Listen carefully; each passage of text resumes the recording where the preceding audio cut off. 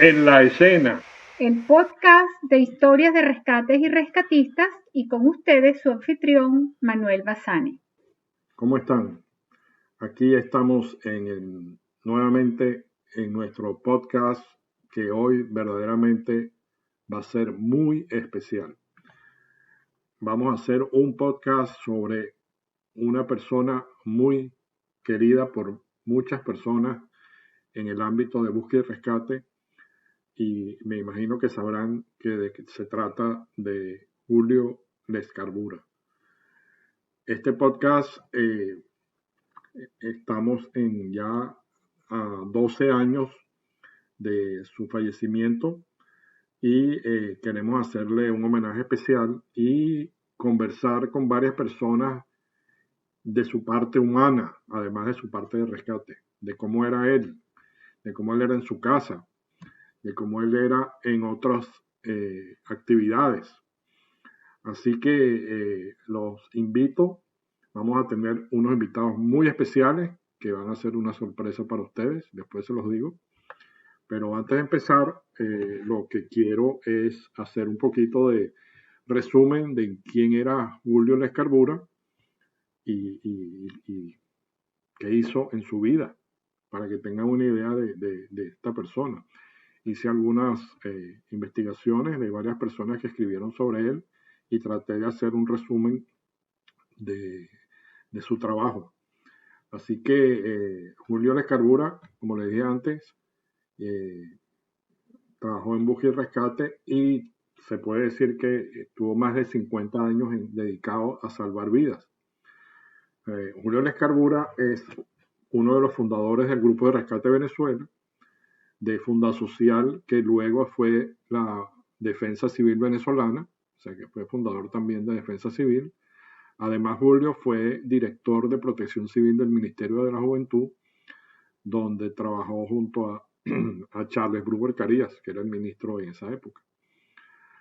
Julio Lescarbura nació en 1941 en un pequeño pueblito en Francia llamado Peney-du-Tard, donde sus padres llegaron escapando de la Guerra Civil Española.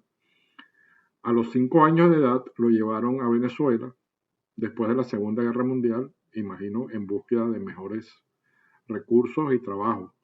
Y eso fue en 1946. Julio se graduó en abril de 1964 en hidrometeorología y comenzó a ejercer su profesión en Edelca, electrificación del Caroní. Su tesis de grado fue sobre el relámpago del Catatumbo, donde hizo considerables aportes al estudio y probable origen de este fenómeno. Es una de las personas que más estudió el relámpago del Catatumbo, una cosa que yo no sabía.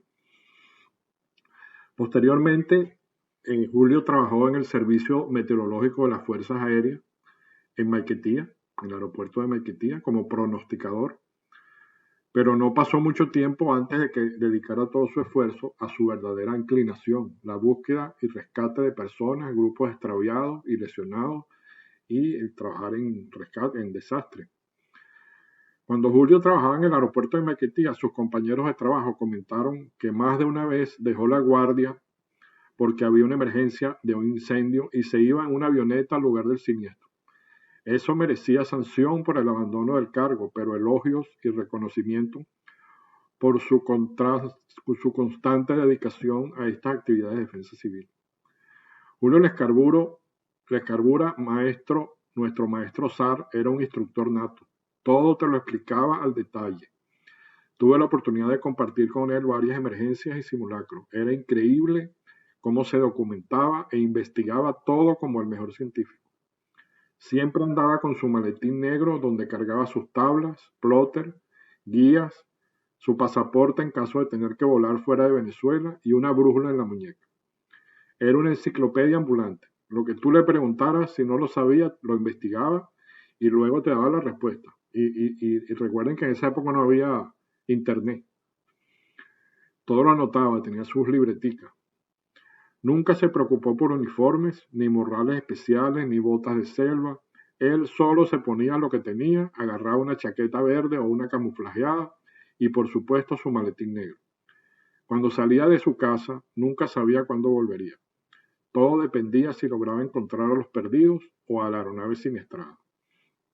Además, luego se quedaba con los familiares para ayudarlos anímicamente con la pérdida de un ser querido o compartir la alegría de ver nuevamente a sus familiares. Julio lloraba o reía con ellos. Muchas veces usaba el poco dinero que tenía en el bolsillo para comprarle a un familiar algo que necesitaba o para echarle gasolina a una avioneta para completar una búsqueda en un área donde, de acuerdo a sus cálculos, estaba la aeronave siniestrada. Así era Julio, dedicado a los demás, sin importarle en nada el no comer o tener que dormir en la silla de un aeropuerto o en una oficina esperando los recursos para la misión SAR. Si uno tenía la suerte de estar con Julio en una misión, se desvivía para que tú tuvieras todo lo necesario. Julio era incansable, justo con todo el mundo. A Julio no le importaba si tú eras del grupo de Rescate Aragua, o del Domingo Peña, o del Carabobo, o de la Defensa Civil, o de los bomberos. Él trabajaba con todo el mundo sin ninguna discriminación. Eso le hizo tener muchos amigos en todas partes y en todos los rincones del territorio venezolano. Las Fuerzas Armadas venezolanas le deben mucho a Julio. Muchos tripulantes fueron encontrados y rescatados gracias a los cálculos que hacía Julio durante la búsqueda. Estuve con Julio en varias emergencias desde que lo conocí como director del Centro de Rescate Maiquetía en 1978. Compartí con él la planeación de una búsqueda con mapas y gráficas. Era increíble cómo manejaba la cartografía. Luego estuve con él en la isla de Dominica en 1979, después del paso del huracán David y Frederick. Ahí tuve la primera oportunidad de verlo en acción en el campo de operaciones de un desastre. Julio se entrevistaba con todos los jefes que había, políticos, militares, sin importar de qué país. Su facilidad de hablar inglés y francés le abrían las puertas en todas partes. Julio lograba movilizar aeronaves a su antojo para ayudar en la distribución de suministros o para buscar gente perdida. Si tú tenías un enfermo en un caserío que requería ser trasladado a un hospital en la capital, solo llamabas a Julio y él te lo coordinaba. Estuve con Julio también en Maturín durante la búsqueda de una cápsula radioactiva desaparecida. Y también en Puerto Ayacucho, durante la búsqueda de los miembros del Grupo Madera, desaparecidos después del hundimiento de una embarcación en el río Orinoco. Era un líder nato. Su poder de convencimiento para movilizar recursos era único. Todo te lo razonaba y tú no podías decirle que no. Siendo yo director de la Protección Civil del Distrito Sucre del Estado Miranda, lo primero que sugerí fue tener de asesor a Julio Lescarbura y a René Torres Baral, dos profesionales que ayudaron a que esa oficina de protección civil fuera la precursora de la protección civil municipal en Venezuela. Julio seguía viniendo a las reuniones mensuales de asesores con su mismo maletín negro y su humildad, y ganas de ayudar sin esperar nada a cambio.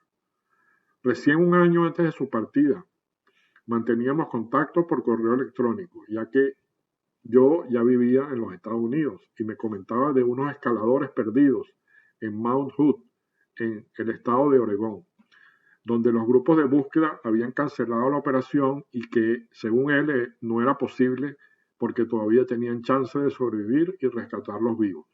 Me envió como 3 o 4 emails explicando todos los detalles de por qué esas personas había que irlas a buscar. Él quería que yo lo ayudara a contactar a senadores, a la Casa Blanca, a quien fuera para que reanudaran la búsqueda. Julio era incansable. Me hubiera gustado conocerlo mucho antes, cuando en 1968 se reunió con otros grupos de estudiantes universitarios y decidieron crear el Grupo de Rescate Venezuela. Yo entré solo 10 años después al Grupo de Rescate Venezuela, pero el nombre de Julio Lescarbura siempre estaba ahí en las bocas de todos los miembros como el experto SAR, el amigo, el hombre de rescate por excelencia. Su horizonte fue la misión de ayudar a los demás, cumplir el lema que él mismo creó para que otros vivan, Grupo de Rescate Venezuela. Me siento muy honrado de haber sido su amigo durante tantos años. Sus llamados de radio eran Águila 1 y Zamuro Blanco. Y su carnet del Grupo de Rescate de Venezuela fue el 68004, del cual siempre se sintió orgulloso como miembro fundador. Ese era nuestro querido Julio. Bueno, después de esta introducción sobre quién era Julio Lescarbura, vamos con nuestro primer invitado, este podcast, que es Harry Ramírez. Que Harry Ramírez, bombero aeronáutico de muchos años, ya retirado, conoció muy bien a Julio y le vamos a hacer la primera pregunta a Harry. Harry, ¿cómo fue la relación de Julio con los bomberos aeronáuticos, específicamente en la Carlota, donde tú estabas, en el aeropuerto de la Carlota? Y además, si te acuerdas, cómo se llevaba él con el capitán Luis Eduardo Pérez Pérez, muy conocido por todos en el rescate de esa época. Luis Eduardo estaba siempre presente en los rescates. Lamentablemente, Luis Eduardo falleció en el desastre de Tacoa. Pero bueno, vamos a ver cuéntanos de esa primera parte. La relación de Julio Lescarbura con los bomberos aeronáuticos de la Carlota fue excelente. Yo diría que con todos los bomberos aeronáuticos a nivel nacional. Trabajé con Julio y con mis colegas en varias operaciones. Lo recuerdo cuando llegaba al destacamento en blue jean, con franela, su brújula en la muñeca y su maletín de vuelo. Julio siempre tomó en cuenta a los bomberos aeronáuticos en las operaciones. Muchas veces llegó al cuartel solicitando algún apoyo y siempre se le brindó. Julio era muy carismático y conversador. Para mí era un privilegio recibirlo y atenderlo en el cuartel porque conocía de su trayectoria y su experiencia. Era una gran persona sin egoísmos y transmitía mucho de sus conocimientos. Particularmente tuve una excelente relación con Julio en las búsquedas y en los rescates. Estuve en la investigación y recuperación de los cuerpos del Douglas C-47 HK-1393, de taxi aéreo El Venado, con 28 fallecidos en el Judío, el páramo El Tamá del estado Táchira, en 1978. Sobre el capitán Luis Eduardo Pérez Pérez y Julio Lescarbura, no recuerdo algún conflicto entre ellos. Y si los hubo, indudablemente que llegó a feliz término por la gran habilidad de Julio en el manejo de este tipo de situaciones. El capitán Pérez Pérez engrosó la lista de rescatistas y de otros fallecidos en Tacoa en diciembre de 1982. Fui una de las últimas personas que lo vio con vida al despedirlo en el helipuerto de Chacao cuando partía en el helicóptero Bell 212 de la Electricidad de Caracas hacia Tacoa. Así es, Harry. Ese desastre de Tacoa, ahí perdimos muchísimos bomberos y gente de rescate. Ese desastre vamos a hacer un podcast muy especial más adelante. Bueno, ahora de lo que tú te acuerdas de Julio, ¿qué emergencia sí importante te acuerdas donde tuviste oportunidad de verlo trabajando y qué cualidades y experiencia te transmitió Julio a ti? Una misión emblemática que recuerdo de Julio Lescarbura fue la búsqueda del Piper PA-28 Yankee Victor 63 Eco de Aeronáutica Cóndor. Despegó de Ciudad Bolívar en septiembre de 1977 con plan de vuelo a Maiquetía, un instructor y 2 alumnos. Había mal tiempo al norte del estado de Anzoátegui. Su último reporte fue en esa zona sobre Guayabal. Vi a Julio en la planificación de la búsqueda. Hacía los cálculos con el plotter, explicaba cada detalle de los datos que obtenía: velocidad, rata de ascenso, velocidad de crucero, cálculo de la deriva y otros datos para determinar la trayectoria del avión que trazaba sobre la carta, con la zona probable al norte del estado de Anzoátegui. Esto me inspiró mucha confianza por el gran sentido profesional de Julio, por sus grandes conocimientos de aviación, geografía y meteorología, más aún cuando había mal tiempo. La búsqueda fue intensa por aire y tierra, en una zona bastante plana y montañosa y de gran vegetación, también sobre el mar. La operación fue suspendida al mes. Julio le informó a los familiares con quienes siempre fue muy solidario en todas las búsquedas y rescates, donde estuve con él. Julio les informó que seguiría la búsqueda intermitente en las zonas probables y les mantuvo al tanto. En verano, enero del 78, un campesino halló un ala del avión entre Caigua y San Miguel, en el área de búsqueda, ocupada ahora por guerrilleros, y nos apoyaron con un helicóptero Bell UH-1H del ejército. Julio hizo los cálculos sobre la carta con la ubicación del ala y otras partes halladas en la zona. Trazó el patrón de búsqueda para la tripulación del UH y a las pocas horas de vuelo fue avistado el avión desde el aire. Los restos de los ocupantes fueron recuperados y entregados a sus familiares.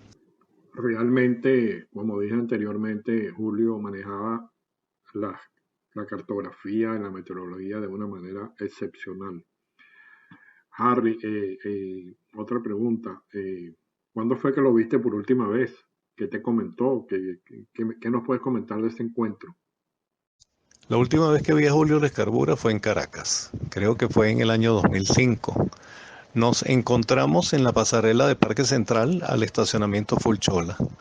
En ese encuentro hablamos de la búsqueda del helicóptero Bell Ranger Yankee Victor 101 Charlie, declarado en emergencia cuando volaba entre Canaracuni, en la frontera con Brasil, y Canaima, en el estado Bolívar, en agosto de 1995, con 4 personas a bordo, entre ellas el gran amigo y piloto Jesús Rafael Páez Bolívar, quien fue piloto del SAR. Me habló sobre la búsqueda y el seguimiento que le hizo en helicóptero al 101 Charlie en varios lugares de la zona. La máquina fue divisada desde el aire en el Cerro El Gallo, en la serranía de Guayquinima, al suroeste de Canaima, con sus ocupantes fallecidos. Julio me dio una explicación resumida y con detalles de la búsqueda. Sacó su libreta, dibujó un boceto del área de la búsqueda con la trayectoria del helicóptero y el Cerro El Gallo con el lugar del accidente. Arrancó la hoja de su libreta y me la regaló. Dibujo que conservo sin saber que sería el último encuentro que tendría con el gran Julio Lescarbura Solá, una leyenda en materia de búsqueda y rescate en Venezuela y en otros países. Obvié en ese momento pedirle que me firmara con su autógrafo el dibujo. Efectivamente, Julio era muy bueno haciendo notas y bosquejos y dibujitos en sus libretas. Me acuerdo que cuando hicimos un simulacro de rescate del ministro de la Defensa detrás del edificio del Ministerio de la Defensa en el Fuerte Tiuna con soldados del Batallón Caracas, que es el batallón que cuida al ministro. Llegamos con UH y Julio enseguida él hizo un bosquejo de cómo iba a ser toda la operación con el helicóptero y yo creo que conservo algo de ese dibujo guardado en alguna parte. Así que ahora eso es un tesoro, tener guardado esas cosas de Julio. Bueno, Harry, y te agradezco mucho tu tiempo y que nos hayas dedicado estos minutos para hablar de Julio y muchas gracias por todo. Ahora tenemos aquí a don Omar Contramaestre. Muchos lo conocieron, es uno de las generaciones viejas del Grupo Rescate Venezuela. Actualmente, o sea, de hecho él entró en el grupo en el año 71, casi empezando el grupo. Omar fue también director de Defensa Civil por un tiempo. Le vamos a preguntar a Omar, desde que él entró en el año 71, él entró 3 años después que Julio. Y otros 12 miembros fundadores iniciaron el GRB en el 68. Pero creo que tú, Omar, lo conocías de antes, no sé, a lo mejor nos cuentas. ¿Qué nos puedes contar de Julio, de esos primeros años de rescate? ¿Lo tuviste de instructor o estuvo en alguna operación contigo? Manuel, buenas noches. No conocía a Julio de antes. En alguna ocasión, preparándonos para un curso de paracaidismo o de natación, lo tuve una vez en una instrucción en una piscina, que yo me acuerde. De resto, mira, la verdad es que la primera vez que lo vi fue en Funda Social, una vez allí, con René y con todos los demás, en una actividad más o menos de preparación. Creo que fue haciendo un manual de defensa civil para casos de emergencia o algo así por el estilo, un operativo que creo que después terminó siendo el operativo Semana Santa. También te puedo decir que en alguna operación sí estuve con él en Nicaragua. Cuando llegué ya él tenía varios días allá y nos unimos a ese equipo y trabajamos bastante con él. Pero como él era muy terco, él no descansaba y hubo un momento tal en que tuvieron que regañarlo para que se quedara tranquilo un rato y descansara. De resto, otra operación en la que estuve con él, una búsqueda que por cierto una noche nos fuimos él y yo en un Volkswagen que él tenía y nos fuimos por Oricao a preguntar a las personas por allá y de broma no nos quedamos pegados en un río, pero bueno, gracias a Dios lo solventamos. Y esa vez fuimos él y yo solos, haciendo preguntas en poblaciones por allí, a ver si habían visto, oído o conocido alguna cuestión sobre una avioneta que estaba perdida. En otra ocasión, muy pocas ocasiones estuve con Julio en alguna que otra operación. Ya había habido algo sobre ese Volkswagen rojo, tenía un Volkswagen rojo. Mira, Omar, ¿y qué cualidades tenía Julio que tú hayas notado que lo hicieron ser un rescatista para toda su vida? Las pocas veces o las veces que lo vi o que actuamos o que sentí, primero que todo veo que era un hombre que estaba preparado. Se había estudiado bien su trabajo, ¿no? Y como te puedo decir que era terco y a veces trataba de razonar muchas veces con algunos y cuando el que se ponía terco pasaba por encima de él y más nada, simplemente era un individuo que tenía una pasión inmensa por buscar una persona y debido a esa tenacidad cuando muchas veces algunos estaban tirando la toalla, él continuaba y algunas veces fracasó, pero también en otras logró también salvar vidas. Él era un individuo muy tenaz, muy arriesgado, como te dije, terco y de verdad conocedor de la materia. Y Omar, tú consideras que Julio era un rebelde del rescate? Yo no creo que él haya sido un rebelde, más bien era su pasión. Era un apasionado del rescate, era un apasionado por conseguir resultados y a pesar de que en muchas oportunidades pasaba el tiempo, hasta solo él hacía el trabajo, buscaba, preguntaba, se iba. Definitivamente, Omar, Julio era incansable, tenaz y apasionado. Yo creo que esas tres palabras lo definen. Bueno, amigos, esta fue nuestra primera parte sobre Julio Lescarbura y esperen la segunda la próxima semana, ¿ok? Y tendremos dos o tres más invitados especiales, ¿ok? Saludos a todos, nos veremos.